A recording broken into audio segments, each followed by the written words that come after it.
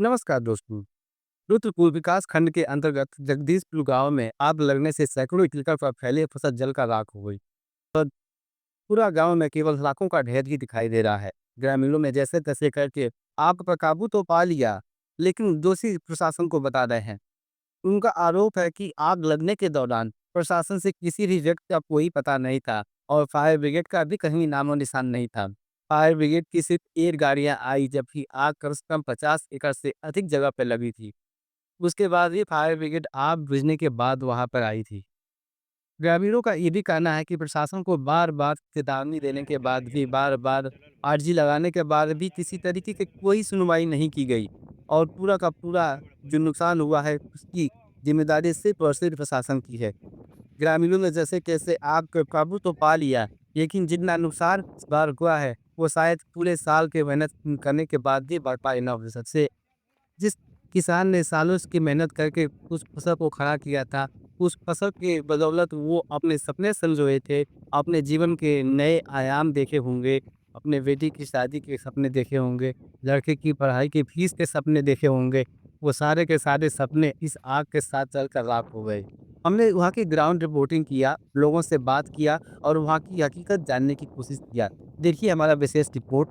ये जगदीशपुर बहोरा गांव है और मेरे पीछे आप देख सकते हैं, जहां तक नज़रें जाएगी किसी की मेहनत, सालों की मेहनत कैसे जल के राख हो चुकी है।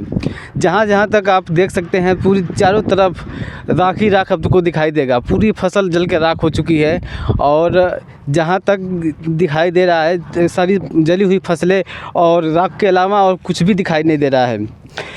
पूरे के पूरे एरिया में कई 100 एकड़ की ज़मीन और यहाँ उगे हुए फसल पूरी तरीके से जल के राख हो चुके हैं। इस मौसम में और हवा के इस दबाव में किस तरीके के फसलों का नुकसान हुआ है और किसानों का कितना बड़ा नुकसान हुआ है, इस पर सरकार को देख के और इन लोगों का जितना भी नुकसान हुआ है उसका मुआवजा देना चाहिए। और यहाँ का जो दृश्य है इतना भयानक हो चुका है कि जहाँ तक आपकी नज़रें जाएगी वहाँ तक केवल राख ही राख दिखाई देगा। अब आप अनुमान लगा सकते हैं कि इस पूरे एरिया में कितना अनाज जल के राख हो चुका है घंटों का, और ये कुछ ही घंटों का खेल है। कुछ ही घंटों में ये सारे के सारे पूरा का पूरा इलाका जल के राख हो गया। पूरा का पूरा अनाज इस पर जितने पैदा हुए थे सब कुछ ख़त्म हो गया। यहाँ पर कुछ किसान लोग मौजूद हैं और जो यहाँ खड़े हैं और इस आग का जो चश्मदीद गवाह हैं और अपने आंखों देखा, इन्होंने देखा भी है और बुझाने की कोशिश भी किया है, लेकिन इस आग का जो जोर था इतना ज़्यादा था कि किसी के बुझाने का मान का नहीं था। इस दृश्य को देख के आप समझ सकते हैं कि जहाँ तक आपकी नज़रें जाएगी वहाँ तक केवल राख ही राख है। इसका मतलब कि जो आग का जोर था वो इतना ज़्यादा था कि किसी के बस की नहीं थी कि उसको बुझा दें, लेकिन फिर भी कोशिश तो पूरा किया गया है। कुछ बचा है, कुछ जल के राख हो गया। तो आइए इन लोगों से बात करते हैं। देख सकते हैं पूरा फसल किस तरह से जले हुए हैं और सारा का सारा फसल ऐसे ही खड़े थे, पूरा फसल जल के राख हो चुका है। ये जो बचे हुए फसल हैं वो इस तरीके अभी बचे हैं, कुछ बचे खुद से पड़े हैं और लेकिन हमारे पैरों के नीचे आप देख सकते हैं कि कितने अनाज जल के राख हो गए। किस तरीके से यहाँ पर जो फायर ब्रिगेड की लापरवाही कहें या जो भी प्रशासन की गलती कहें कि इसको बुझाने के लिए तत्परता नहीं दिखाई गई, किस तरीके से ये अनाज जल के राख हो चुके हैं। अब यहाँ पर पड़े हुए ये सारे के सारे अनाजों का टुकड़े देख सकते हैं, पूरा का पूरा यहाँ बिखरे पड़े हैं। और अब ये पूरा का पूरा जो यहाँ जहाँ तक नज़रें जाती हैं ये सारे खड़े अनाज जल के राख हो चुके हैं, कुछ भी नहीं बचा है। यहाँ जो किसान खड़े हैं उनसे ही बात करते हैं कितना नुकसान हुआ है। यहाँ आसपास में जब आग लगी है तो किस टाइम लगी और कौन कौन यहाँ पर थे जो इसको देखेगा और कुछ किए नहीं बुझाने के लिए? आग तो काफ़ी गांव वालों ने भी बुझाया है और आग काफ़ी कम समय में ही आग लगी थी, जो कि बहुत कम समय में पूरा जला के नष्ट कर दी।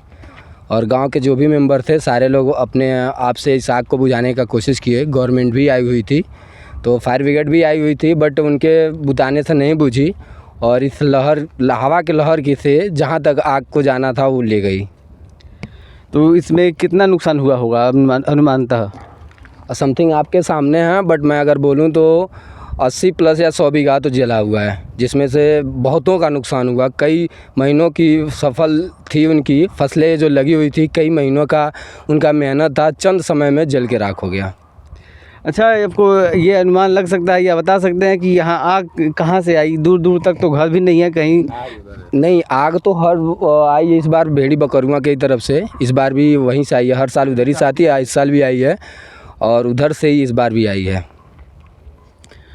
और भी लोग हैं, इनसे बात करते हैं। और अभी जैसे ये आग लगी है तो उस टाइम आप कहाँ थे? हम लोग इसी बंदे पे थे।